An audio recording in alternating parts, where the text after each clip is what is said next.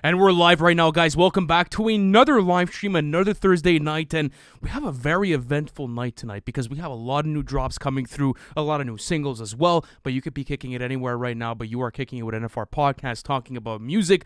Lou, welcome yourself in, man. Much love to everybody in the chat tonight. Great to have you guys here.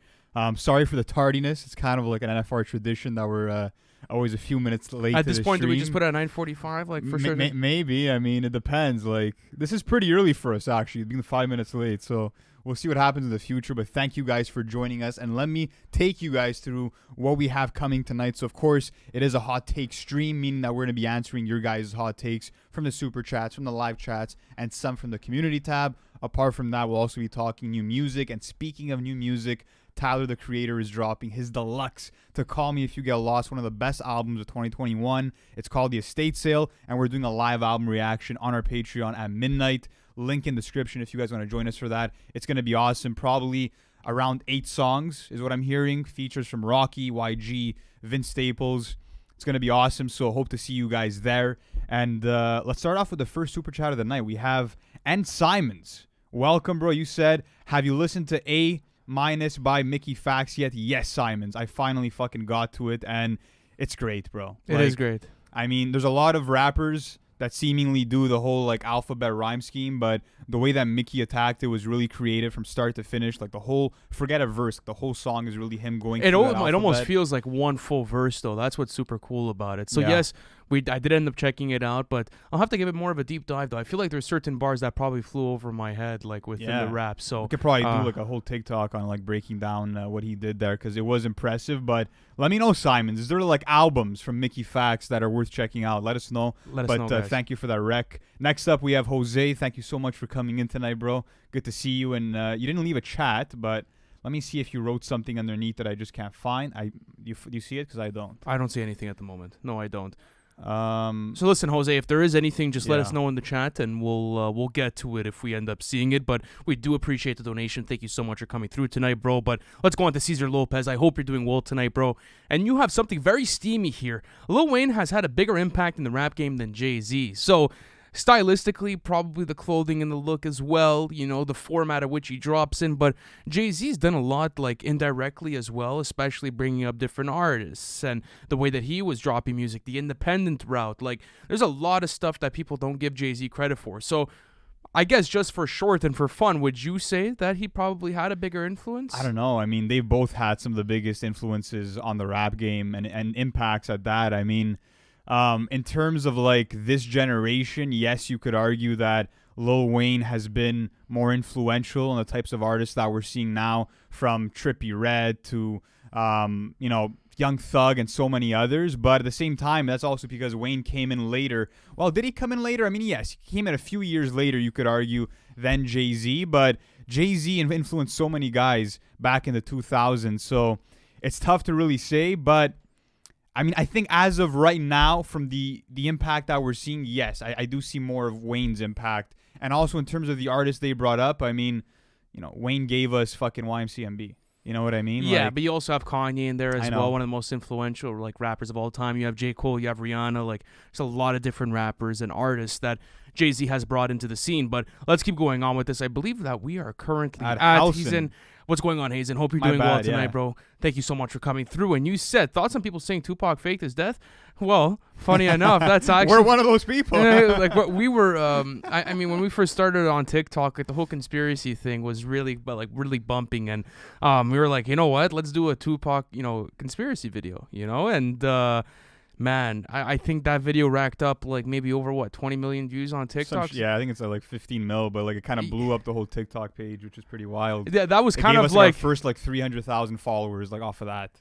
Was it really? No, I think it was less though. 200,000 or 300,000. It was around that range. It got us to about that point. It was around that range, more or less. But yeah, I mean, listen, that's a funny little Easter egg in NFR's history. Looking back on it now, like, and knowing the facts, do you think that's a possibility? Because I don't. I think it's cap. Yeah, I think it's probably fake for sure. I mean, like, those conspiracy theories are always fun to go What was the bodyguard's name? It was Michael something. I can't remember. Yeah. All I know is that like people were like, there was probably like 200,000 comments like just roasting me for saying Suge. No, Suge. Was it Suge? I think it was Suge. No, I think it was what? Suge Knight. I said Suge Knight. Interesting. You guys can still go find. We've come a long way since that That's video. jokes. So shout out to everyone that actually saw that. I Yeah. mean, a big part of NFR's history. But let's keep going on with this. Let me go on to Jose da Silva again, bro. I'm sorry. Where's your? Yeah, man, I feel bad because you keep sending these in and we're not seeing your actual messages. Fuck. All right, let's pay attention for it. And I'm Jose, looking at it. Jose, just stop yeah. sending in, bro. Like, just drop it in the comment sections. Don't even stress about it, bro. If you're watching the stream right now, please. We'll keep an eye on the chat for you. But let's keep going on with this. Let me go on to Young Bird. I hope you're doing well tonight, bro. And you said y'all watching WrestleMania and Revival goated.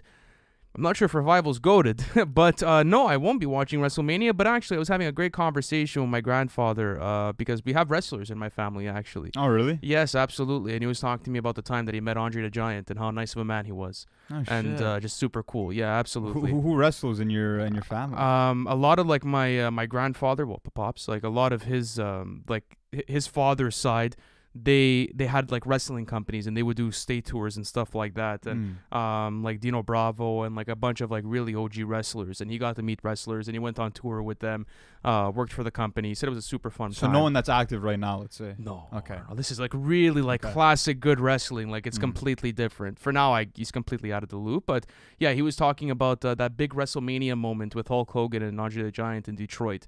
If you guys know that moment, well, you're probably OG WWE fans. But yeah, I mean, you know what? I want to sit through it. I have a couple of friends that still watch it. You know, a couple of my neighbors, and they say it doesn't feel the same. They say it's a lot of like just politics, and you know, it doesn't feel like WWE was meant to be uncensored and like shock value at the max, you know. So I guess that essence is a bit gone. But let's keep going on Shout with out this. to Bryce who's in here. What's up, going bro? on, Bryce? Big OG. Listen, if you guys want to go fuck with Bryce's channel, he covers a lot of Logic, he covers a lot of Playboy Cardi, and a lot of great music at that. Go subscribe to Fitz Records, guys. Fantastic YouTube channel. We appreciate you, Bryce. Hope you're enjoying the stream. But let's go on to Colby Cole, major OG in the community. Glad you're doing well tonight, bro. Thank you so much for coming through. And you said Mile High over Stop Trying to Be God. Colby, listen, I'm a big fan of Mile High, but I don't think I could agree with you on that one. It doesn't even come close, bro. It does not even come close. Well, I will say this. I did have that song on replay for a long time. Mile High has been really like a mainstay in my It's a good rotation. song. I just feel like it's overrated. Like, did you call it perfect? So we included in our video. It is a perfect song. There's nothing wrong with the I song. don't know. I didn't like Travis's like high pitch on that track. I just don't feel like. I mean, it's not I really don't high know. pitch. He's not really like hitting like these falsettos. Like it's just he's raising his voice a bit. It's nothing crazy. Just Come didn't on. sound good on the track. And Stop Trying to Be God. I mean, just when you look at every single element that song has going for it, from the Kid Cudi hums to the Stevie Wonder harmonica to the James Blake outro, like it's unparalleled. You don't bro. have to convince me, but let me know in the comment section, guys. What do you think is Travis Scott's most underrated song? I was having this conversation with Fagella the other day, and we were talking about SDP Interlude, the full edition. That's really like Yeah. I don't know how that didn't make it, bro. I know. I really don't know I how. know. But anyways, let's keep going on with this. Let's go on to Kyle, another major OG. By the way, Colby and Kyle, I hope to see you guys in the Tyler stream tonight. It's going to be absolutely massive, and we are going to be reacting to the estate sale. That is going to be going down at 12 a.m. Eastern time. New deluxe album from Tyler, the Creator. If you guys want to check it out with our entire community, the link is in the description. But you said, what's good, boys? What's going on, man? What feature are you most pumped for? So I would probably guess off for the Tyler one. ASAP Rocky. Rocky. Vince Staples, bro. But Vince was confirmed, right, on the tag? Vince is confirmed, yeah. Who else is confirmed? YG, he's the third. Oh, that could be cool too. That could be really cool. Those are some nice features. Bring in the West Coast connection, so I mean that's gonna be. It's cool that he's interesting, giving us like the full 8 tracks. You know, if he ends up doing it. Well, hopefully that's like I think so. I mean, listen, we already have 2 singles plus the 3 features. That's minimum 5 songs that are like 100% locked in. So I think it'll probably run like around that 8 to 10 track. What do you length, think? but What do you think he does this year? Do you think he just drops this to like keep over the fans, and then after that That's just what I'm takes a bit of thinking, a sadly. bit of a hiatus, That's what I'm thinking. I think and then I gets think- everyone I think hyped for the this- next one? I think this is the Tyler drop of 2023. Sadly, I think this is gonna. I'm be still it. super happy with it. I'm though. still happy to get it, but I wanted like some new Tyler. You know what I mean? Just because of. I feel like yeah, but I do feel like maybe if he feels like he needs to take some time, It's like fine, he should yeah. take some time. Should you take know? some time if he needs it, but I'm Absolutely. always gonna want new music. But yeah, which feature? Yeah, definitely Rocky. We need another Wangsap collab. But next up, we have Philip Lewandowski, massive member of the community. What is up, bro? Hope you're doing well. And you said, "What's up, boys? Have you guys heard of Justice Xavier? If not, you should listen to his song "Man on the Moon." Production is so good. Let's take a pic of that. Let's take a picture of this. And yeah, add it to the rotation for sure. Thank you for that, Boom. bro. Next up, we have Ravan. Thank you so much for coming in. And you said, not a hot take, but you guys have been making waves in the community. Metro Boomin's been reposting your tweets, and even Drake follows y'all. Love you all. Love you, and thank you so much for the kind words. I mean, yeah, Metro's been fucking with our Twitter posts, so shout out to Fajella for being on the ball with those, just because, you know, I think he's really doing a good job at driving excitement for all this Metro Boomin music we have coming down the pipe. I mean, it sounds like it's going to be a storm of Metro music, and that has me super hyped. I would love to get him on the podcast one day. I think it's in reach, bro. Like, you think so? I don't think it's too crazy to imagine say that. Imagine Metro Boomin getting on the podcast. Like how crazy that would be for the community. Yeah, and he had like a huge press run for Heroes and Villains, and he was even fucking with like some more low key platforms. So I don't see why not, bro. I think at a certain point we probably have coming to Montreal in May. We'll see what happens. Yeah, we'll see what happens there, but let's keep going on with this. Thank you so much for the kind words, by the way. But let's go on to Thomas. He sent in a 2-for-1 here. 2 hot takes. Straight Outta Compton over 36 Chambers. Oof. Wow. And Reasonable Doubt is Jay-Z's best album. I mean, I could see the Reasonable Doubt take. Yeah. But the Straight Outta Compton over 36 Chambers, I mean, a lot of people from the West Coast probably agree with you. Yeah, I mean, it is. I have a hard time saying it's the more important album because 36 Chambers shaped the East Coast sound alongside what Mobb Deep was doing and so many others. But I mean, I just don't think it's a better album. I think 36 Chambers is way more creative in terms of its sample usage, in terms of the idea that when you're looking individually at each rapper on NWA versus the skill set of the rappers from the Wu, it is night and day. It's night and day. It is night and day, but still, it's still like there. You know, that conversation could be had. It could be. I disagree with you, but nice take, Thomas. I do fuck with it. And the Reasonable Doubt one is a great take, actually. Like I can't even argue against that, even though Reasonable Doubt wouldn't rank number 1 for me. But next up, Collins. Good to see you in here, bro. Another OG. You said, "Love my guys. Will the Free Smoke debates return?" Great question, Collins. And you know, we've been talking about this. You know what I mean? It's kind of been in the works, and we might have mentioned this already, but the way that it might make a comeback is in the sense of us doing multiple Free Smokes in one video. We think that might be more exciting to kind of do, let's say, 5 rounds in one video instead of dedicating a whole video to a 1v1. Let us know how you guys feel about that, but that might be the future of Free Smoke. Yeah, and we also do a lot of different debates, by the way, on the Patreon plan for the debates here. We do a lot of Free Smokes on there, and people send us in like different debates to have questions about. Sometimes we do artist versus artist. So if you guys want to check that out, it is the highest tier on our Patreon plan. And of course, if you do subscribe there, you will have access to everything else, such as the reaction tier and even the one below that, which is the support tier. So yes, we still do them, but we wanted to kind of take a different approach with it. You know, we felt like the last ones were a bit messy maybe, and, you know, we're just not a fan of the way that the content is structured right now. Like, that's what I feel like is the biggest thing holding us back from doing Free Smoke. So we understand you guys want to see the entertainment value, and Lou and I go head-to-head on things that we disagree with. Obviously, I love doing it as well, but it has to make for coherent content, and we want to give you guys quality. It has to make sense. Absolutely. So we're still mapping it out, but it's there, you know, and you guys will find all kinds of debates within the brand, whether it be on different videos we do or whatever it is. So we appreciate you, Collins. Thank you so much for the question. But let's keep going on with this. I believe that we are currently at Alex. I thought I was going to see you here tonight, bro. One of the biggest OGs in the community, like always coming in here and fucking supporting us. We really do love you. Thank you so much for everything you do for the brand, bro. And you said, what are some rap songs you feel chart-wise should have been bigger? Example, for me, are All My Friends by 21, Till I Collapse, and On Top of the World by T.I. Yeah, we did a couple of TikToks on this at a certain point. Massive songs that never charted. What else were songs? Many Men, I think, never charted. I don't think. Shit. Yeah, I know Till I Collapse never charted as well. But at the same time, it's like, yes, Alex, Till I Collapse never charted, but it's a diamond like record. Yeah, it's like fucking 9 times platinum or some shit. It's about to go diamond, and I'm sure it is diamond actually. Yeah, I feel like the cooler question is like, which songs never actually became hits that we felt like had that like mainstream appeal. You know, What to Do, Don Toliver and Travis Scott. To me, that's probably like their second best collab right next to Can't Say. That's off the Jack Boys project, and I don't know how that one never really became a hit. That's one that comes to mind. What else? Big hits. Let me see. Did I don't think Magnolia ever charted either. I'm not sure. I'm pretty sure it charted, yeah. I feel like it was in one of those TikToks that we ended up including, if I'm not mistaken. Regardless, like 9 times platinum. So. Is it really Magnolia's 9 times? I don't think 9, probably like 6 times. Yeah, 5 Are to you 6 sure? times. Yeah. Because it's a mixtape song. I don't want to like. I Bro, know it was it's massive. Cardi's biggest song. Bro. I know What it's. do you mean? I know. Yeah. Is it still Cardi's biggest song, even over like something like? Over Sky. Sky's like second. Sorry, Shuda. Shuda is second place, and then Sky's third, I think. But yeah, it's huge. It's huge. But yeah, I think What to Do is a good one for that. Next up, we have Mo Money. Appreciate the love tonight. And you said, thoughts on Ski Mask? He's one of my favorite rappers, and I think he has some crazy flows and great live performances.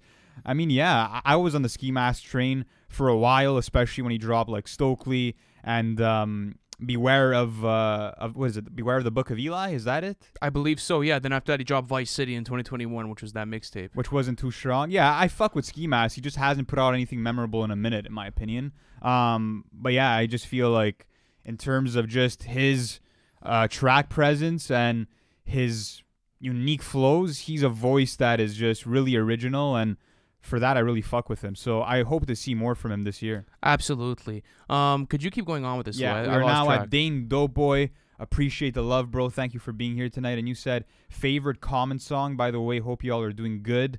Much love to the you, intro is really high up there. Go for me is up there as well. That's probably one the of my. The light is fucking. The light is crazy. Amazing. Yeah, I mean it's really tough to say with Common just because he has too many gems. But like Water for Chocolate or B, like those, I would take shit from those two albums. I would say. What else could you put into that conversation? Hold on. Let me pull a B for you. Let me pull a B real quick. That's an incredible track list. By the way, guys, just a reminder, tonight is going to be a big night for NFR because after this stream, we're heading over to another stream, and that's going to be our live album reaction to Tyler, the Creator. For the first time ever on Patreon, we're reacting live to the estate sale, Tyler's new deluxe for Call Me If You Get Lost. With the whole community, we're going to be bumping every song from the deluxe. Hope to see you guys there, and if you guys do want to join, it's starting at midnight, link in description. And if you guys can't make it for the live stream, no stress. Every reaction to your member has access to the whole catalog, so you guys can even check it out tomorrow or whenever you guys want. So that's up there for you guys, for whoever wants to join us on that. But I would say the food, by the way. Yeah. The food's up there for me. Food is it's up incredible. Yeah, especially with that Kanye hook. But anyways, let's keep going on with this. Let me go on to Zachary. I hope you're doing well tonight, bro. Thank you so much for pulling up. And he said, Michael Jackson and Drake are the two most overrated artists ever. Okay. I don't know about that. Watch the Throne is the greatest collab album ever. Keep up the amazing work. Much love to you, Zachary. Thank you so much for the kind words. We appreciate you, bro. But I'm going to have to go back to your first statement. The flattering words didn't make me forget that first statement. No, I do not think Michael Jackson and Drake are the two most overrated artists ever.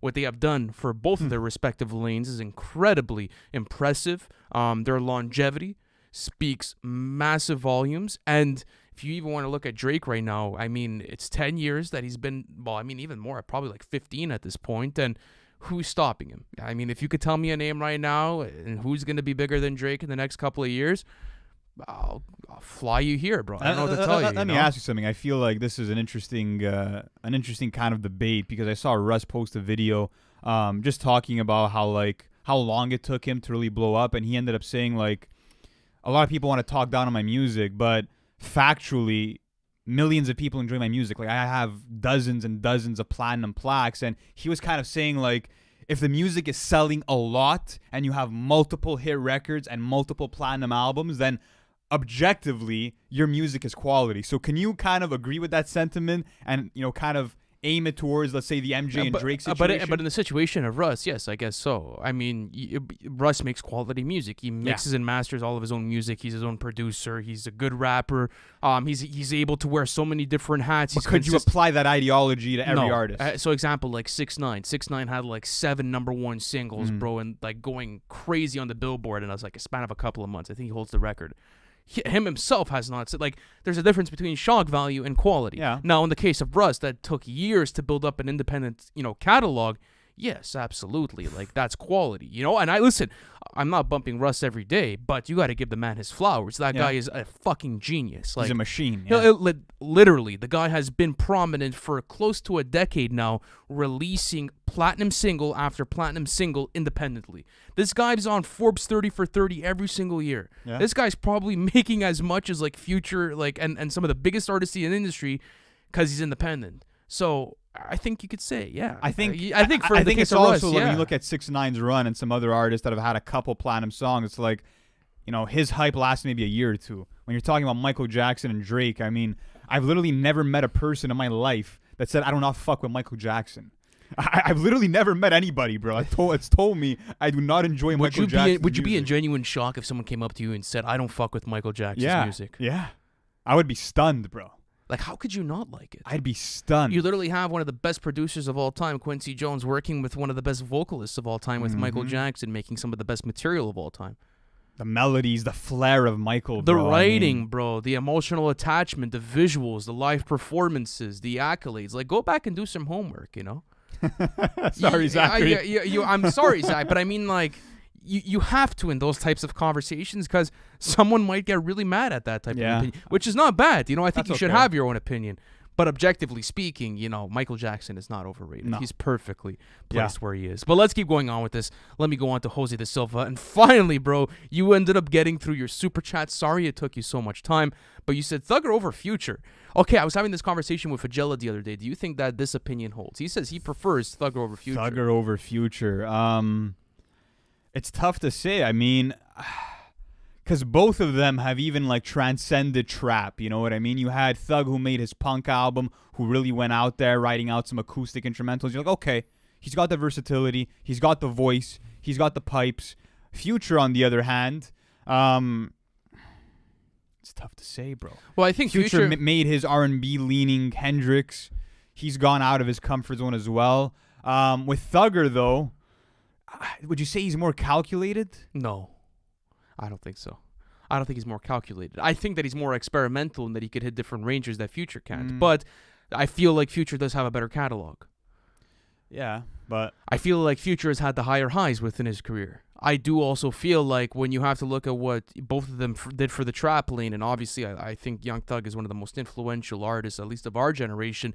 Future really set the standard for trap, bro, at least in that mid-2010, the 2020 run. You also saw probably the most dominant year by any other trap rapper. 2015, yeah. You can make the argument for it. I would put Future above, but I do think that vocally Thugger offers more, Yeah, he does more, but I do think too that especially what Future did with that melodic trap scene and creating a whole lane out of that, especially early on with Monster and the concept behind it, he's super influential, bro. There's a lot of people rapping because Future allowed them to, low key. Especially out of that Atlanta scene. So I saw a take from Fajeh of him saying that Monster was mid. Yeah, he said that crazy. I don't think that that's a mid album. That's top 5 in his catalog for sure. It's hard as fuck. Anyways, let's keep going on with this. Let me go on to N Simmons. I hope you're doing well tonight, bro. Thank you so much for another super chat. And you said, do you think a Hit Boy and Kanye collab album would work? I mean, he does have credits on Watch the Throne.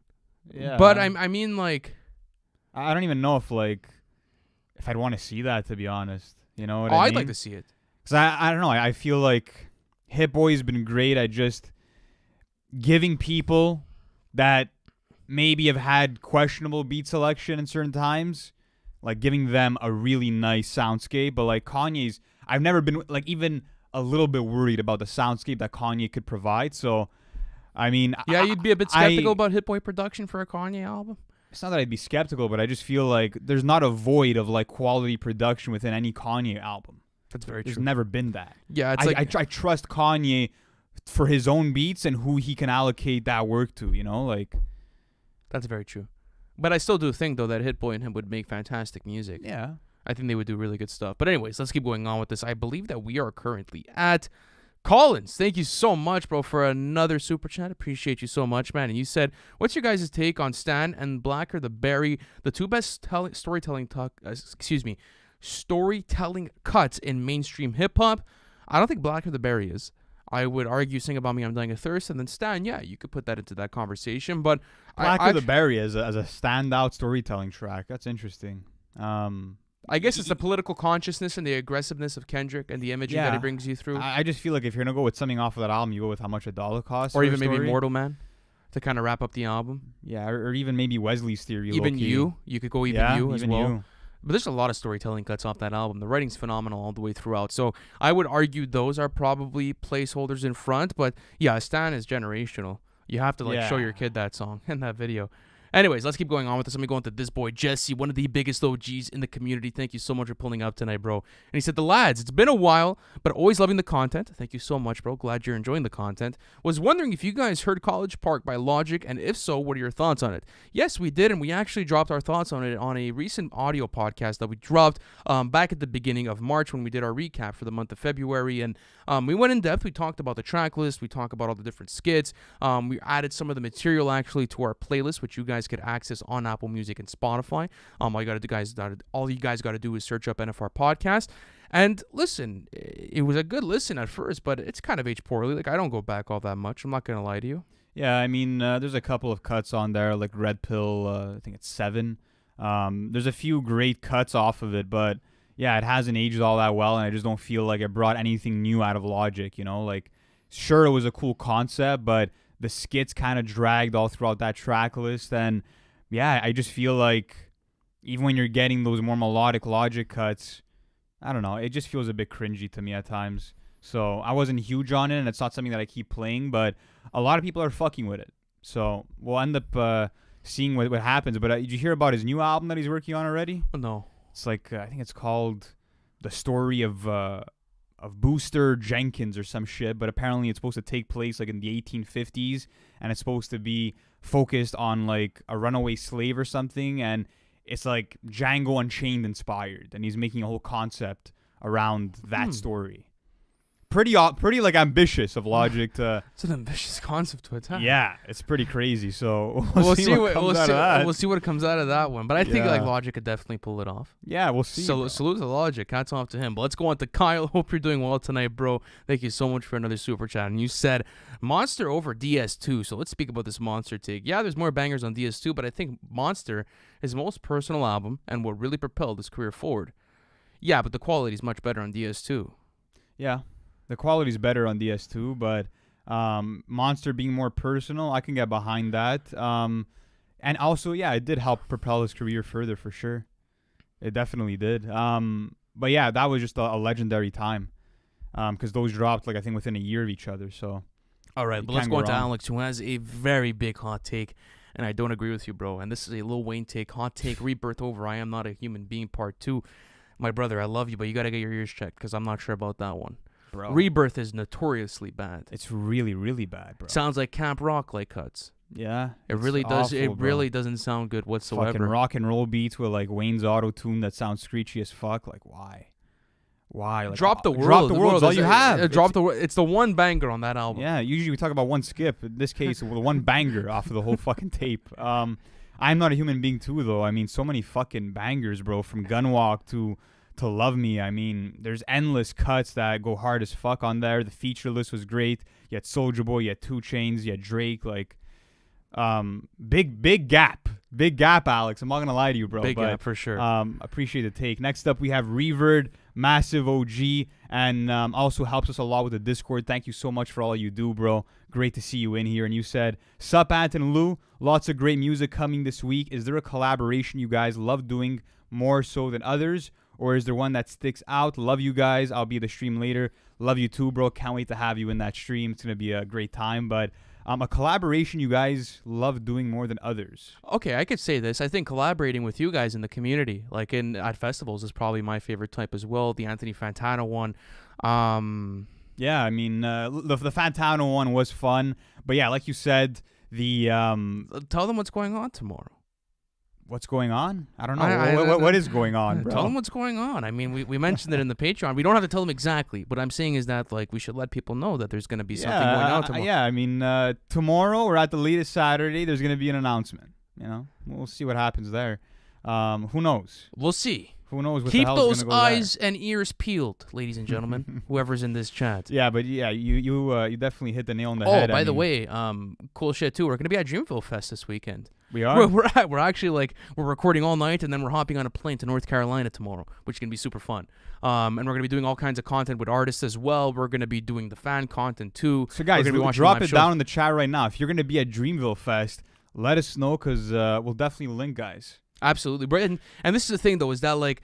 You just have to find us on the festival grounds. Like, we're around, like, just doing content. Like, and usually we're at one spot. So if you guys are able to just cut, like, don't even be shy, just fucking play some come on. Pokemon Go, just fucking hunt us down, you know? Yeah, because like we'll say that we're there and we're obviously going to be in the festival, but it's just hard to like make everyone aware of like our surroundings at all times. But yeah, thank you so much, Revert. Appreciate you, bro. Glad to see you in here. But let's go on to Manasi, another big OG. We have all the OGs in the community here tonight. It's fucking awesome. And you said hot take from the D to the LBC. from C is a great song. That's not a hot take. Yeah, I don't think that's a hot take. It was that good. Was a It was good actually song. good. I mean, I never listened to it again after the first time I pumped it, but It was decent though. Like after the first listen, yeah, I mean, I was cool with the it. video was cool with Snoop and M. I fucked with that video. I mean, yeah, it's the new M delivery that just keeps fucking getting on my nerves. So tough. Oh, old Eminem. Anyways, let's keep going on with this. Let's go on to Aiden James, another big OG in the community. It's like all the Avengers assembled tonight. And you said, what's good, boys? How many albums that dropped in 2022 or 2021 do you think will be classics in 5 years? Very good question. Sheesh. Sheesharoni and cheese. 2021 was up there. Simbi for me is a classic. But yeah. it's not like seen as a unanimous. That's why it's like, is it gonna have that recognition as the years go on? I don't know. The Forever Story I think is a good pick. What about Mr. Morale? Yeah, it's gonna age as a classic. That's a classic album. It's gonna age as a classic. It was a huge moment. The community think fucks with so. it heavy. The quality's there. Well, Because what do you need? not everybody fucked with it. Like I think that's what like differentiates a classic from it not being a classic. Like not everyone fucked with Damn off for the first lesson. Everybody fucked with Get Rich or Die Trying. Everybody fucked with Doggy Style. Those are classic albums. Yeah, but You like, know? is Damn not a classic album in his catalog? It's early to say. I know it passed the 5-year mark. It's a classic but to me. that one's like low key still in a gray area. Like I don't Stop know. playing the games. It's a classic. It's a classic. Come on, the fuck's wrong with the everyone's too loose nowadays with a fucking classic. Talk. Well, I mean, what, bro? It's Damn. Like how much? Like how tight do you want to be, bro? You're not gonna get a Ready to Die like, every fucking you know year, what it is? you know? It's like for me, like T-Pab and Good Kid, Mad City. There's no question. There's no debate of those being classics. Damn, it's like What do you need? What's the debate against it not being a classic? I don't know, bro. I just don't have the feeling in my nuts, as you would say, bro. Yeah, the feeling in my nuts. I As you would ask say. Lou these questions sometimes, and sometimes he can't come up with an answer, and this is one of these times. So we're gonna. Well, bro, I mean, listen, it fine. doesn't Keep have your- that unanimous. It doesn't have that unanimous pull that those other two albums do. If It I doesn't. put out a tweet on Twitter right now, on the It NFR has songs podcast like Twitter, God on there, bro. It has a miss. It has a miss on the but album. it plays into the theme of the album. You could argue that. I could go back into So it. what? That doesn't mean that that's And it's not quality even from that beginning bad. It's to a good end. song. It's not a bad song. Don't say it's a bad song not to back up your take at the moment. It's a weaker. It's like one of the weaker Kendrick songs. Yeah, but there's weaker Kendrick songs on most of his albums. Like, Not really. Like Real is like pretty Oh, weak. get the compared- fuck out of here, bro. Don't Real- compare Real- Real. Do not compare Real to God. Bro, compare Real to like Oh. Backseat Freestyle or Mad City. It's the same It's conversation. awful. That's an awful take, bro. But I mean, it's a pl- Real on the same level as God. We're not talking about that. What I'm saying is that if Yeah, you take because God's a skip and Real isn't. That's the difference. if you take Real and you compare it to the rest of the track list on GKMC, there's a pretty big gap. You're telling me Real? I want to read some of these comments. Damn is Kendrick's worst album. Damn ain't that good. Yeah is the biggest miss. You see, like it's not unanimous, bro. You read 3 comments out on a Thursday night live And stream. can't go a day without me writing Kendrick. He's the greatest artist of our generation. I'll say it every Section 80 is more of a classic for me than Damn. Yes, Johnny, I agree with that. I feel more comfortable putting Section 80. Yeah, with no makeup on there. Yeah, oh, yeah. There we go. Apply your ideologies to the rest of the albums. Mad City is the best ever song, probably. Listen, it doesn't have the unanimous poll, bro. It doesn't. So Damn is not a classic in your opinion? I don't know. It's in a gray area. I told you already. Let's keep on going, though. Next up, we have CR East. Much love to you, bro. And you said, what type of music would you want Ye to experiment with, like genre or just beat style? Also, I've been watching you guys since the Donda rollout. First of all, thank you so much for rocking with us all that time. And shout out to everybody who's been rocking with us for a while. And even anybody that's new, welcome to the stream. Welcome to the channel.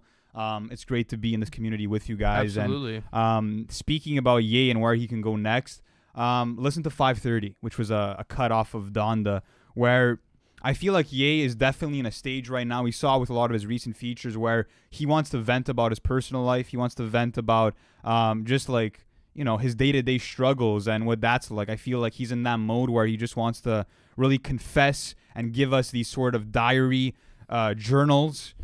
through his art, and I would like that if we get some vintage Ye styles, some old soul vibes. But in terms of experimenting with a new genre, where could we see him going for that? Maybe some funk, bro. We haven't really heard Ye on anything like rapping over like a Thundercat bass line or some shit, you know? That could be cool. That could be fun. That could be super fun. That's something that comes to even mind. going back to like that disco's like 80s aesthetic. You could see that happening too. Because he's fantastic with sample flips. And I guess once you start getting into that bag, it would be fucking incredible. Get him over a BG sample. See Absolutely. Anyways, let's keep going on with this. Let me go into Kyle once again. And you said people need to stop saying JID over J. Cole. Only thing he has on Cole is his rapping speed, but almost every other aspect of goes to Cole. Thank you, Kyle. Thank you, Kyle. Someone had to say it. Someone had to say it in the chat because all of you guys seem to have that opinion that JID is better than J. Cole. And people have been slandering J. Cole for years. Yeah. Like, I think JID could probably agree that, he hasn't reached the heights that J. Cole has. And I think that, people don't give J. Cole the credit that he deserves because of the style of rap that he's in. But if you really pay attention to his wordplay, you pay attention to the bars he's laying down, his flow, the cadence switches, his fantastic hooks over the years, and the ability to make hits. Like, he is the total package as a rapper.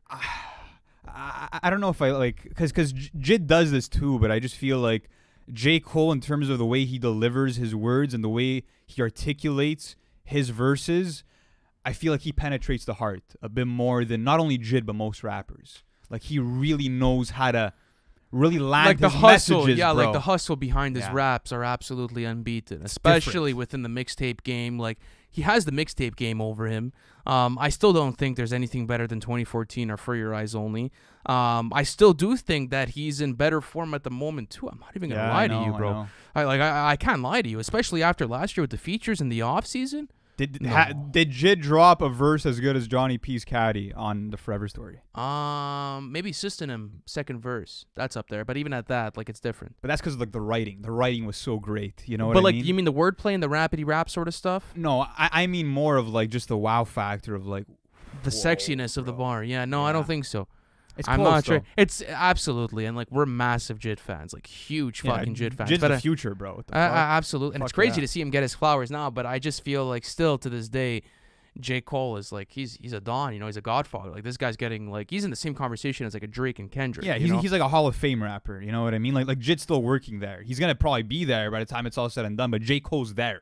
He's there right now. He is there. Solidified. Anyways, let's keep going on with this. Let me go on to Lauren, one of the biggest OGs in the community. So glad to see you in here. Another one today. And you said, listen to Big the Plug. Next up, out of Texas Trust.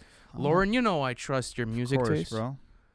Lauren has the best music taste. We still gotta find a way to watch Hustle and Flow, bro. Like, it didn't work on me on Soap today, but I gotta find a way around that shit. Remember, Lauren was asking for a full straight summer. We said we were gonna do it, and then we never came around to it. I feel bad, bro. Like, we gotta. Well, get that done. I started it though. I started it too. Yeah, I found a way to get it, and then it crashed out on me. So it's not on Netflix anymore in Canada, is it? I don't think so. I don't think it ever was on Netflix Canada. It was. Oh yeah, it was. It's not there because I watched it like I watched it a bit back, and then like I forgot the whole fucking documentary because I go through so much stuff, and then I wanted to go back, and then as you said on Soap Today, it ends up getting all ridiculous. So yeah. I appreciate you, Lauren. Thank you so much for coming through tonight. But let's go back on to N. Simmons. Bro, you've been ripping it tonight. We appreciate you so much. And you said Mickey Fax has a collab EP with Blue and Knots called The Narrative from 2021. Ooh. That sounds good. I mean, fuck. I mean, that's up Blue's alley. We're big fans of Blue, so I mean, down for sure. Next up, we have Nicholas. Thank you so much. Sending love all the way from Europe. Appreciate you, bro. And you said Lloyd Banks is better than Kanye. Greetings from Austria. Lloyd Banks better than Kanye? I don't think so. I don't think so. I'm not sure. But Lloyd Banks is fire. That's why. Like, as an MC, you can make the argument, but overall as an artist, I don't know, bro. No, Lloyd Banks doesn't make better music than Kanye. Yeah, and there was that album he dropped in 21 that was like one of the worst mixed albums I've ever fucking heard, bro. It was really bad. Yeah. The mixing was atrocious. What was that called again? Let me go see that. I wonder if he ever touched it up, but it was called The Course of the Inevitable. Solid album, but fuck was it horribly mixed. Shout out to Lloyd Banks, though. Next up, we have your guy Wedge with the generous donation. Much love, bro. Thank you so much for pulling through, and I love your name. What's up, Lou and Ant? Been enjoying your vids over the last year and started listening to your podcast at work. Glad we can help you kill the time at work. And you said, I released an album recently, and it would mean a lot to me if you guys would check it out. It's called Tristan Hedge, The Moth, Bless Up Mates. Yeah, bro, we'll take note of that for sure. Fuck yeah, I will. Okay, by the way, guys, let me know how you fuck with this idea. We might be doing music submissions soon, listening to like music submissions. It could be your music, any song that you want to show us, and we might be actually starting it up on Twitch. Let me know how you guys feel about that idea in the chat. I think it would be super cool to do like a live stream a week and it would be separate from this. Like this would still be going on. Like we're going to up the amount that we're streaming actually per week, and we're going to start doing it on Twitch. Let me know how you guys would feel about that. Absolutely. Even Ox battles. What else could they expect maybe out of Twitch? The game shows too, maybe. A lot of cool ideas. Yeah, there's a lot of cool. Yeah. Like we're still developing it out. We're looking to maybe launch around that May area, so you guys could expect that. But yeah, we're going to be launching our Twitch very soon. So cool stuff there. But let's go on to CR East. Thank you so much for another super chat. You have been extremely generous with us tonight. And he said, why can't I fully get into Jay-Z's music? I've tried. I mean, it's not for everyone. I feel like when it comes to Hove, if you're not a fan of like the Volume series, or you're not a fan of Reasonable Doubt, you're probably not a big fan of like old school hip hop. Because if you're a fan of old school hip hop, I feel like you need to be into Hove. And I feel like if that's the case for you, start off with Watch the Throne. I feel like that's the most accessible a Jay-Z album could get. If not, you can even check out maybe Blueprint 3 has a lot of accessible songs. So I would kind of start off there and maybe work your way backwards, deeper into Hove's catalog. But yeah, it's one. Try it out. Yeah, one of the best artists, guys, that we've ever had in the genre. So yeah, try your best with that. But next up we have Revant once again. Thank you so much for being generous with us tonight. And you said, have we lost the art of album rollouts? Not entirely, but for the most part, you could say that. I feel like. But I mean, for a lot of artists, like it's mostly the major artists that like take care of the major rollouts. Like you're not gonna see like any tier sized artists do these crazy rollouts because they don't have the budgets for it. And it just is like there's not many people could do like a Kanye West rollout where you're packing out like football stadiums previewing music before your album drops. It just doesn't make sense. Yeah, or like let's say Drake taking over ESPN and having a glitch and showing like his album You'll title. Definitely see like lower tier artists like doing that with like the nice niche communities they have. Like Chris Patrick, I think, did a pretty cool rollout for, I think it was X-Files, where he was like driving around his city and kind of like listening to the album with fans. And I think he had sent people. He sent us, yeah. He sent us something, yeah. And probably he sent us a package, yeah. It was like the whole like X-Files thing. He printed out like really nice prints of the album. That's what I'm saying. So like there's still ways to be creative without needing that massive budget. So I feel like we can't say, oh, well, they don't have the budget to do it, then fuck that, they can't execute it. But I think everyone associates like those types of big rollouts with the bigger artists, though. Yeah, but I feel like Revant is talking more about like, more mainstream artists that'll just post up a track list, drop a single, and just be basic and like, plain and vanilla with the rollout as they could be. I feel like that's an issue for a lot of artists. I like vanilla sometimes, though. I don't. I like a vanilla rollout sometimes. Give me a freestyle at least, bro. Give me something. Well, I mean, for the most part, what was a disappointing like rollout from a major artist? Obviously, Jordan Lucas with ADHD is the first one that comes to mind. But apart from that, I mean, as much of like a big, like I would say, boom as it had, I feel like Yachty could have done a bit more with his rollout. I feel like he could have. Maybe you think it was a bit more of the timing of the drop more than anything. It's the fact that he suffered leaks. Like I feel like there was a lot that kind of, takes you out of it. Threw curveballs at him. But I feel like there's definitely artists that could have better rollouts. But then you have people like Metro Boomin that kill it. Yeah, by the way, guys, just to keep you guys updated with what's going on this weekend, we're going to be doing a full live album reaction just because I know Hazen had asked us. No, sorry, not Hazen. James is next. He's going to be asking us about the track list for Call Me If You Get Lost. We are going to be doing a full live album reaction to The Estate Stale, the new Tyler, the Creator deluxe album for Call Me If You Get Lost. If you want to check it out with us, the link is in the description. It's a super fun live stream where our whole community comes together. And thank you to everyone, because I see a lot of familiar faces over here that already come into the live streams. Thank you so much for the support, guys. It means the world to us, and we're going to have a blast tonight. So if you guys want to mark it down, 12 a.m. Eastern time tonight. And if you guys can't make it, Don't worry, you guys can subscribe later, and you're going to have access to our entire reaction catalog. But yeah, we have that coming through, and we're actually going to be reviewing Larry June and the Alchemist's new album. The Great Escape. The Great Escape is going to be coming on Saturday. We're going to be dropping that review, so it's going to be busy. We also have the first thoughts for this Tyler Deluxe that's going to be coming tomorrow, like literally first thing in the morning. So it's going to be fun. We're going to have a good weekend. It is going to be a cool weekend for content. So stay tuned for all of that, and also random. Please stop spamming, bro. Like it's. Like he's spamming saying that like Eminem tweeted that he's not making music anymore. Like, no, bro. He didn't tweet that. Like, please chill out, bro. Next up, we're at James. James, thank you so much for pulling up here. Appreciate you. You said, "What's up, boys? Has the amount of songs been confirmed for the Call Me If You Get Lost Deluxe? Really hyped for the new Wangsap tonight. WNFR as always. Much love to you, James. And we don't have an amount of songs, but the rumor is 8 or more. 8 or more. 8 or more is sort of the rumor that we have at the moment. So it's going to be great, bro. We have a lot of music. Like I feel like it's almost going to be like a second album of Call Me If You Get Lost. And, you know, Tyler's Lucy's, he's like Kendrick. Like his Lucy's are better than most I feel like it's going to be. I feel like it's going to be like an Untitled situation with him. Yeah? For this. For sure. So it's going to be a massive moment for the community, guys. If you want to check it out, 12 a.m. Eastern Time. Link in the description. But let's go on to Heisen. Thank you so much for another super chat, bro. We really appreciate you. And you said, it is a hot take, but okay, hold on. Is it a hot take? Okay, that was a bit of a mouthful. I think it's just, is it a hot take, bro? Yeah, okay. Is it a hot take that my favorite Kanye album is Graduation? Well, my brother, you share a similar take to Lou.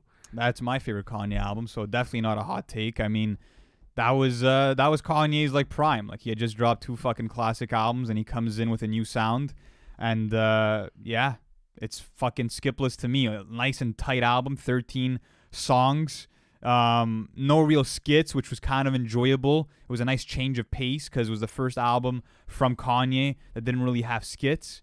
It was just banger after banger, and just this electro synth wave that was so unique at the time. So love the album. Fucking love the album. Absolutely. But let's go on to Z-Bob and Lou. I think this one's for you, man. I know Anthony's name, but what is the other guy's name? Yeah, I mean, everyone in the chat has been saying it through all these super chats, but Luca. The name is Luca. You can call me Lou.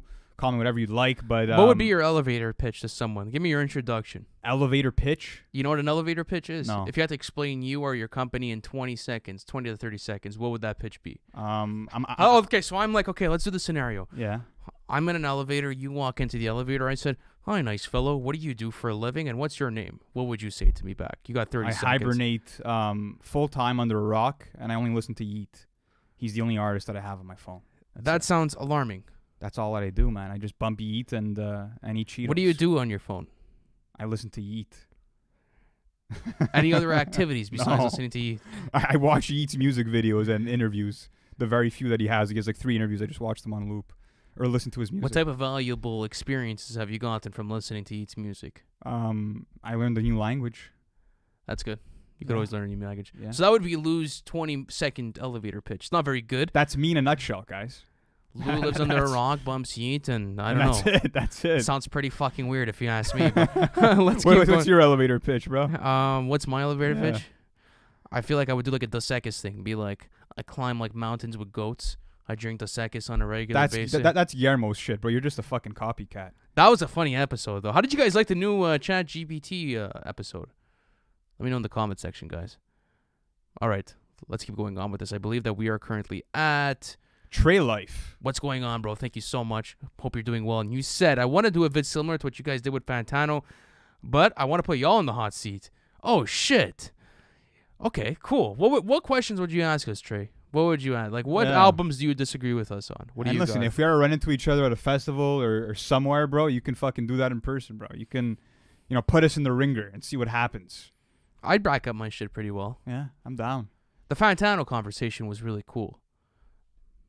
Yeah, it was. It was a super fun time. But let's keep going on with this. Let me go back on to Kyle. Thank you so much, bro, for another super chat. And you said, hot take, Metro going to be a top 5 producer of all time by the end of his career, at least top 10 of all time. I said that in a TikTok. I said that Metro's going to go down top 10. Is that Red Bull getting to you? No. It's helping you? It's helping me, bro. It's going to be a long fucking night. I need the boost. You need the boost? I need that boost. I got some coffee upstairs. We'll be okay. Nothing a little Pont and espresso can't do. to help fix up your night. But listen, regardless, I mean, yeah, I think you could say it for our generation, but I don't know. It's just you know why? Like I always say this. It's like, yes, there's been so many, like countless legendary hip hop producers that have aligned themselves with a rapper to give you a classic album. But Metro Boomin is sort of, obviously he has the help of like an all-star ensemble, but like it's him. He's the star. I feel like he's maybe the biggest producer star for being his own artist that we've seen maybe ever, bro. Since Dr. Dre, no. Since Dre, yeah, since Dre. Since Kanye. Yes, because Kanye started a producer. Yes, but like he like branched off. I'm talking about like producers that like are known to be just producers. Metro. That's what I'm saying. But that's right though. Since Dr. Dre, probably the biggest star producer since Dr. Dre. Which is crazy to how think about Boy about. Wonder? No, because Boy Wonder stayed more with the placements thing. That's why he never really. And branched he built up off. he built up the camp and everything. And like I'm not saying who's better, but I'm saying Metro Boomin is a bigger star. Even now that Boy Wonder's as prominent as he's ever been, Metro Boomin is the bigger star. Yeah, I agree with you. I just don't think it was ever the approach with. It wasn't. No, it's not the approach. Two completely different things. But let's keep going. And actually, I would probably argue that Boy Wonder probably has a similar sound to Dr. Dre than Metro does. Yeah. Like, I still do think that Boy Wonder is probably the best producer in the game right now, in my opinion. There's arguments to make. The Alchemist is in there right now. Madlib is in there for sure. But Boy Wonder's up there for me for sure. Anyways, keep going, Lou. What do we got? Next up, we have Kyle once again, bro. You're just flooding us up with with a bunch of takes, and we appreciate it. Hot take: Conway the Machine is better than Pusha T. Sheesh.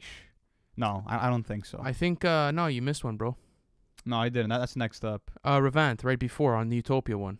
Scroll a bit higher, brother. I'm on the monetization. This is the order for me. Because yeah, you missed one. Look, it's right here. I have it. Anyways, we'll do the Kyle one and then we'll answer that one. Yeah, Go Conway over at Pusha T. I don't think so. I mean, Conway as a lyricist, yeah. No, I don't think so. As a lyricist, yeah. No. As a lyricist, yeah. No, sir. No, sir. You could say mic presence and charisma and Pusha and T. influence. Are you gonna shit on And Pusha T as a lyricist? Pusha T is a fucking seasoned vet, bro. He's a wordsmith. I completely agree. He's a great lyricist. I completely agree. But Conway the Machine is low key like he's a heavy lyricist. He's like on a different level of lyricism. I do it and like he's bro, on the similar playing field of Pusha T, just that Pusha T's better.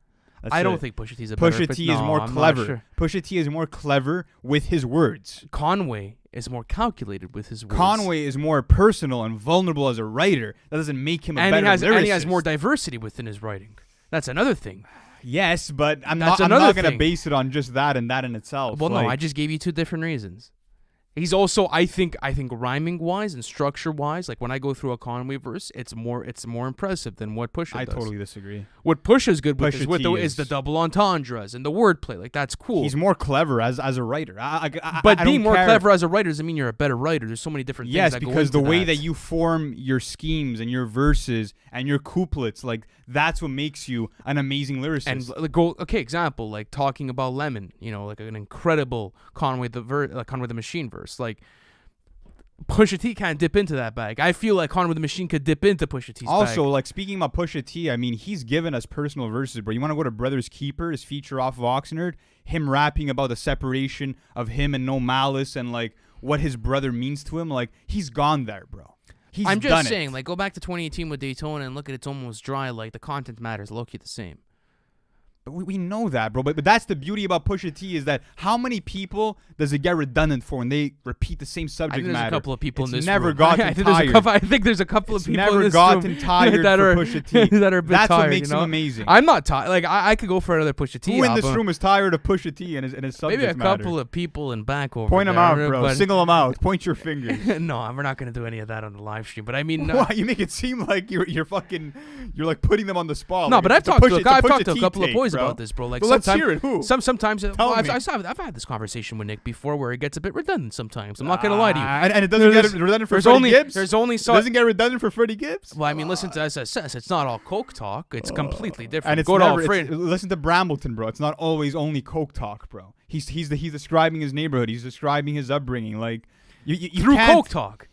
Like it's always through coke talk. And I admire, bro, the guy has like coke themed like listening parties. Like I get it.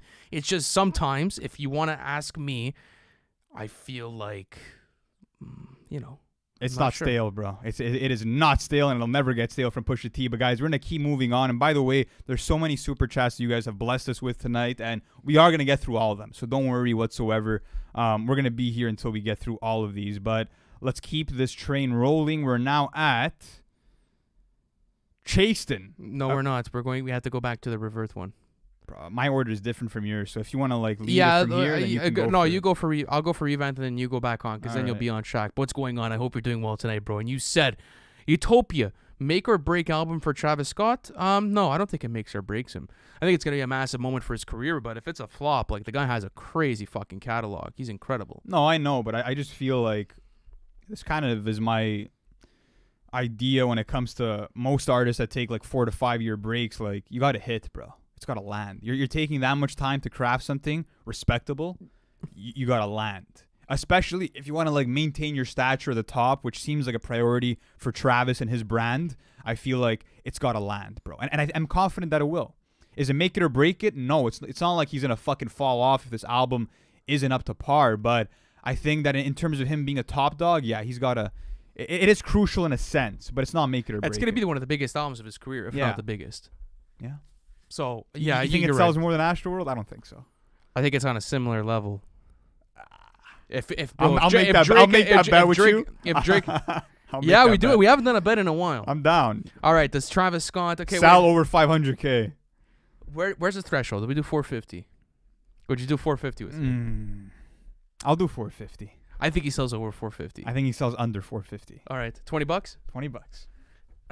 $20 in a pack of Parliament. Fucking the 2-finger shake, bro. That's all good we got. enough. That's good enough.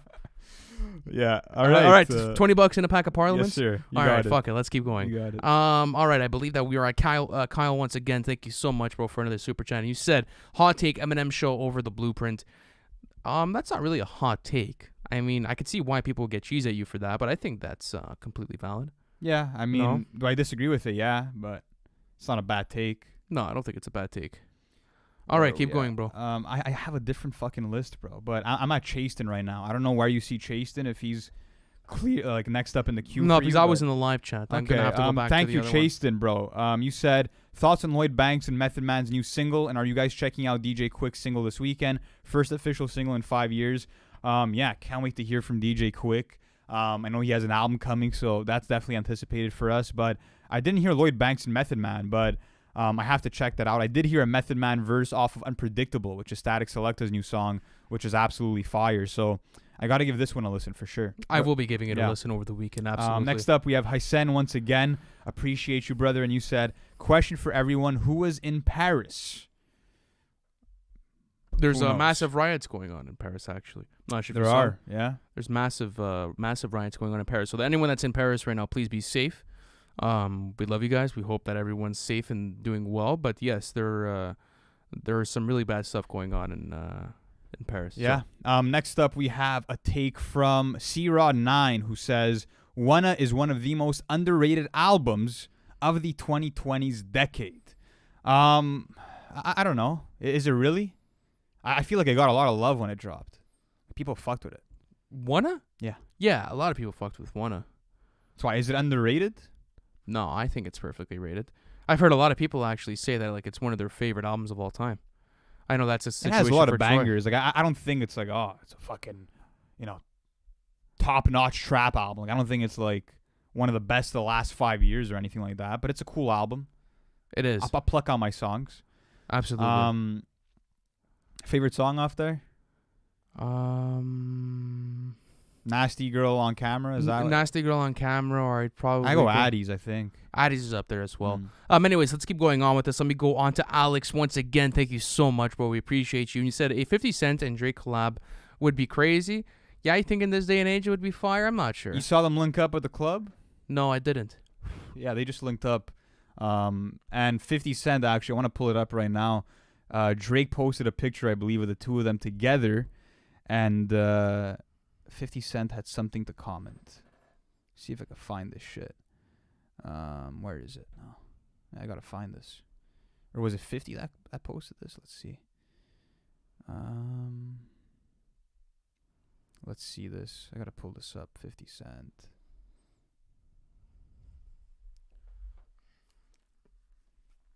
You can go on with the next one while I find this. All right, let me keep going on with this. Let me go on to Alex once again. He said, "Without Warning is Metro's best produced album." I'd probably agree with you.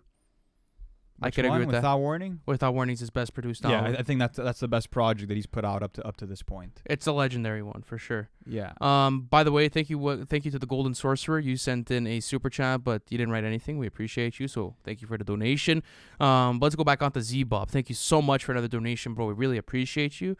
And you said, one time I was in a hot tub and I sharted. That's the same day I discovered your podcast. So thank you guys for making my shart memorable. Z-Bob, bro, thanks, man. We appreciate it. We hope that shart was memorable. Hopefully you got cleaned up nicely.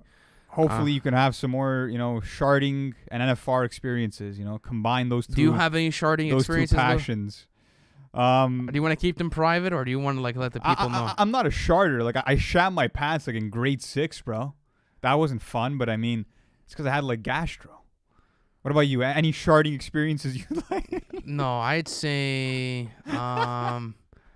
sheesh, what would I go with? Elementary school for sure. Yeah. Elementary school for sure. But no, not recently. Yeah. Not recently. Anyways, let's keep going on with I found this comment. So it was a picture that Drake, I don't think he posted it, but it was a picture on IG that was posted of Drake and 50, and 50 commented, "I fuck with Drake. He getting ready to come with some hard shit." Kind of hinting at new Drake music. So there's been a lot of rumblings about Drake and some new music. Absolutely. Some What a Time to Be Alive 2 rumors been circulating. And Z-Bob sharts as well. Z-Bob is a sharter. Holy shart. Let's move on to Pappy. Thank you so much, Pappy, for being here tonight. Much love. And you said Lil Wayne versus 50 Cent in their prime, who would win? Good question. Also because there's been that conversation circulating about the two of them getting in the ring for a versus battle. Who wins that versus battle? Wayne. Yeah. I think Wayne gets it just because of the volume of the catalog. You could go anything you want. The features too. I don't know. That's why it's with 50 you have 2 albums to pick from, and then maybe 2 songs off of Curtis, and then a few Lucy's like I'm the Man or Romeo and Juliet. You know what I mean? And even those are those weighing up to Wayne's shit? I don't know. I'm not sure. But Wayne in his prime, definitely over 50 in his prime regardless. Anyways, let's go on with this. Let's go on to the Golden Sorcerer. Thank you so much for the super chat, bro. We appreciate you. And you said Eminem has one of the best discographies ever. I disagree with you. I think he has one of the best 3-album runs of all time. But discography-wise, no, it's taken a dip in recent time. We always get into this conversation on a live stream. Somehow Eminem's discography has been spoken about on this podcast way too many times. That and us having to defend Drake. It's one of those two that always those are probably the most frequent conversations for sure. Anyways, let's keep going on with this. Let me go on to C-Rod. Thank you so much for the super chat, bro. Very generous of you. And you said Figaro is the best hip-hop song of all time, and MF Doom is one of the most underrated producers of all time. Underrated producer, I agree with you, because most people do consider him a lyricist, but don't know that he did a lot of producing for a lot of major people in the 90s as well. And Figaro is the best hip-hop song of all time. I could consider it in my top 10, actually. Yeah, bro. The quotables off that, the best MC with no chain you ever heard. Just so many quotables. The beat is fucking ludicrous. There's so much to enjoy out of Figaro and the whole Mad Villain album. So Figaro, yeah, absolutely. Yeah, all of Mad Villainy. I mean, but let's go on to Crusty Water. Thank you so much for the super chat, bro. And you said favorite Griselda member and album would have to be Tana Talk 3. My favorite member at the moment is actually Boldy James, but my favorite rapper out of the whole camp, it will always be Benny. It'll always be Benny over Boldy? He was the first one that really got me into it. I think the personal favorite, but the one that I prefer the most right now, who I think is in the best form, is Boldy. Fuck, it's so tough to choose a member. For an album, it'll always be Tana Talk 3. I don't know if that'll ever get topped. Is that what you said too? As an album? Tana Talk 3? Yeah, it's never going to get topped. And favorite Griselda member? Fuck. It was definitely Benny from the jump. It was never West Side Gun, although I always loved West Side Gun. It went to Rome Streets at one point. I had a phase with him. Still Benny though. It's still Benny for you. It's still gonna be Benny. That's a great take. Yeah. Next up, go for it. Yeah. Alex. Thank you so much, bro. The love you have shown us, not only in this stream, but in every stream. It means so much. Much love to you. And you said random rap fact, guys. The first Hit Boy beat I came across was on a Flo Rida album called Priceless. Also thought Pusha was on Jay's Money Ain't a Thing. I didn't even know Hit Boy produced for Flo Rida, bro. That has my interest now. You gonna go check that song out?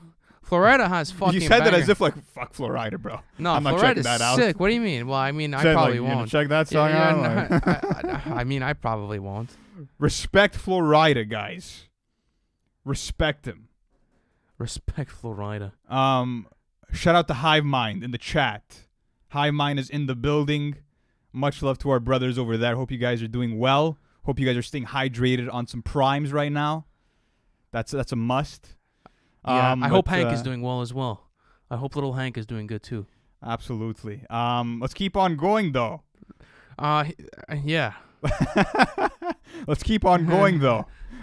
Coco Melon fan, appreciate you so much for coming in tonight. And you said Acid Rap is a 0 on 10 for me. He's talented and doesn't do anything wrong at the fundamental level, but his voice makes me want to swim in a large blender. Jeez, Coco Melon fan.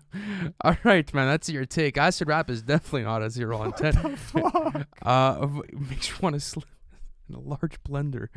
Bruh. There's a lot of stuff you could take on from Bruh. Acid Rap, bro. How do you call that a 0 on 10?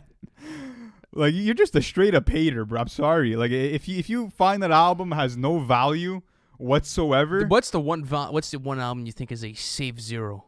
a safe 0? Damn. I actually probably don't know. Visionland, maybe? YBN Namir? Yeah, that could probably be there. That one's Yeah, up there? you're right. You're for sure right on that one. I mean, there's a few, though. There's definitely a few, bro. But, I mean... ADHD is Close for Me by Joyner Lucas. Yeah. That's a cheesy album. But there's a few bangers on. That's like a cheesy, It's like like that's the- a cheesy mashed potato. What was album. it? I Love. What the fuck's that song called? No. I think it's called I Love, yeah. That one was okay. No. In the That's not moment. okay. That's not okay. Play that song after, and you let me know if that still sounds good. Anyways, let's keep going on with He this. had one or two, though. Jackson M, thank you so much, bro, for coming through. Major OG. I hope to see you in the stream tonight. And you said, don't forget to FT me when you link with Cole. Listen, I don't know if I'm gonna be linking with Cole this weekend. I hope. I mean, I would love to, just say thank you. If I were to meet J. Cole, I would whatever's in God's plans at the end of the day, guys. Yeah, We'll absolutely. We'll see what happens. See what happens there. Anyways, let's keep going on. So let's go into the New York hip hop spot, one of the biggest OGs in the community. Thank you so much for coming through tonight. We appreciate you. And you said Griselda has the potential to drop this generation's 36 Chambers if they pull together Stove, Westside, Conway, Benny, Bold DJ Electronica, and Rome Streets, produced by Conductor or Derringer. Yeah, but it'll never you could say the 36 Chambers of this generation, but I don't think it'll stack up to 36 Chambers. Yeah, probably not. The only other thing too, New York hip hop spot, is that when you look at a lot of West Side Gun albums, it's low-key what you're describing right now. If you really think about it. For how prominent Griselda is featured on those West Side, Killer Wears Hermes albums, it's there. It's low-key what you're describing. And are they stacking up to 36? Not really. So, it's tough to say. Is it possible, though? Yeah, excuse me. Just because the talent level is great. But do they have collectively the chemistry that the Wu had when you're talking about, guys that grew up together and that were cousins and that really kicked off into the rapping world together? I don't know if they can really match that, but I'd love to see it, and I'm curious to hear what another WWCD album would sound like from the three main Griselda boys. Next up, though, Pappy. We answered that one already. Lil Wayne versus 50 Cent in their prime. Yeah, I think it's glitched out with the super chats tonight. It's weird. Reverd is next up. Much love again, bro. Thank you. Are you guys reacting to every song tonight or just deluxe? Just the deluxe. Yeah, just the deluxe. Or else it'd be 30 songs to go through, And not only that, but it's not technically a live album reaction if we did it because we've already done the reaction. We've already listened to it, so there's not really a reaction to go through. But yeah, no, we're going to be doing a full reaction to the deluxe album. So if you guys want to come through tonight and bump some new music with us, we will be there. For sure. But yeah, that's going to be going down at 12 a.m. Eastern time, guys. I think it's going to be one of our coolest streams of the year, especially for this Call Me If You Get Lost whole era kind of wrapping up. It's awesome. It's going to feel good to do it. So if you guys want to join us, it's going to be at 12 a.m. Eastern time. It's going to be going on and now we're in 15 minutes. We gotta get prepared for that stream too. But yeah, Much love to everyone that's showing up tonight. Much love to everyone that subscribed to the Patreon plan. It means the world to us and the brand. But let's keep going on with this. Let me go on to Base Creek's Child. Thank you so much for the generous donation. We appreciate you. And you said, "Yo, Lou, it's the guy who sent you the stuff about Cole. Love y'all stuff. Keep rocking, y'all. My hot take is Take Care is the best rap album of the 2010s. That is an extremely hot take. I don't even think it's Drake's best album, but it could be considered his best album. I think the best rap album of the 2010s is To Pimp a Butterfly, but I can see where you're coming from." Yeah, Take Care is such a fun album, and thank you, Creek's Child, bro, for hitting me up and sharing that news you had about J. Cole kind of getting out there and dropping some hints about a new album or whatever it is. It's awesome to speculate with you, and yeah, bro, really appreciate you fucking with the brand and supporting us. And yeah, that Take Care take isn't the best. It isn't the best take of the night, but it's a great fucking album, and we have it on the fucking wall, so it must be doing it's not something. for no reason. Absolutely. Appreciate you, Kyle, bro, for just ripping the super chats. And you said hot take: 2023 gonna end up being the best year for music since 2015 if all the upcoming albums hold up to the hype. Kyle, listen, this is like it's like playing Russian roulette. You know what I mean? Like, we have 6 rounds that can go off, but it's like, are the bullets really in there? Are the bullets in the chamber? I don't know, Kyle. When Lou pulls out the analogy, I don't he know. feels very strong about the topic. I don't know. Do you think it's going to happen? Because this could be like one of the worst years we've had in hip-hop, or it could be one of the best. Well, I mean, already we got Danny Brown and this new Tyler Deluxe. That's pretty cool. That's already That's cool for March. Start. Yeah, thank God for March. Fucking January and February Brutal. were dry. Fucking dry like the Arizona desert. Jeez. There was still some good shit, but like, no, just to say, But yeah, I don't know. Like Lou said, it's always a gamble. You just got to wait till the end of the year. You could only really say it until December. Like, 2022 was fucking ridiculous. That was an incredible year. 2021 or 2022 in terms of 2022. Fuck, I don't know. Because, 2021 was so exciting for that period from, May to, August, bro, and September. That period, that stretch. Yeah, but it just kind of died down after, though. Did it? Yeah, kind of. It kind of died down after. But that stretch was undefeated. Already bro. off of 2020. Tyler, J. Cole, Drake, Kanye. Bro, first week of January, you're getting Dawn FM and DS Forever. Yeah, that was strong as fuck. Yeah. Then you're getting Earl Sweatshirt Sick, and then you're getting Saba in February. Then you're getting Denzel Curry. Then April rolls. It was pretty wild. Yeah, it was fucking crazy. Yeah. It was an incredible year. Return of Joey, Kendrick, Drake comes back and drops 2 albums. Yeah, I think 2022 takes the cake, but for sure. It was just that Dawn the CLB era, bro, was something else for me. That was probably the most exciting peak that we've gotten in the 20 so far. In terms of Legendary a 1 month span, that shit was nuts, bro. That low-key blew up the YouTube channel, low-key. It did. It really did. But let's keep on going. Next up, we have Nick. Thank you so much for pulling up, bro. And you said, did y'all hear the Diddy verse and the Creepin' remix? Personally, I'm a huge Diddy fan, but I think he dropped the ball in that verse. I like the verse. It wasn't bad. It fit the song, actually. It was interesting. I thought he was going to drop the ball. I thought he was really going to flop on it, but it actually ended up sounding good. Shout out Diddy. That was a good verse. It, bro. Yeah, and I usually don't fuck with Diddy verses. I find he sounds dry. I'm not a big fan of his rapping, but yeah, he was cool on it. I'd low-key take the Diddy verse over the 21. Over the 21. Yeah, but I don't know. I feel like they're still not. Both of those are not really that strong. You know? I know. Anyways, let's keep going on with this. Let me go on to Braden. Thank you so much for the super chat, bro. And you said this: Cardi's the best rapper in the game right now. I wholeheartedly disagree. I don't think he touches JID. I don't think he touches J. Cole. I don't think he touches Kendrick. I don't think he touches Denzel. Maybe top 40. I don't think he touches any of those guys.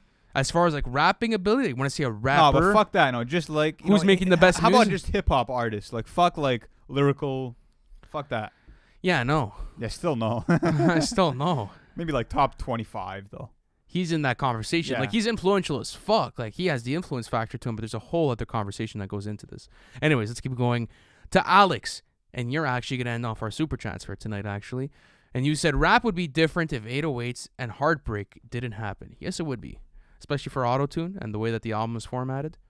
And absolutely, the emotional melodic yeah. singing and the rapping and duality within it. Yeah, absolutely. I think so. I feel like that also sort of allowed emo rap to take off the way that it did. Even though, Kanye didn't make an emo album necessarily. It was just the vulnerability of it and the experimentation. So, yeah, you're absolutely right, Alex.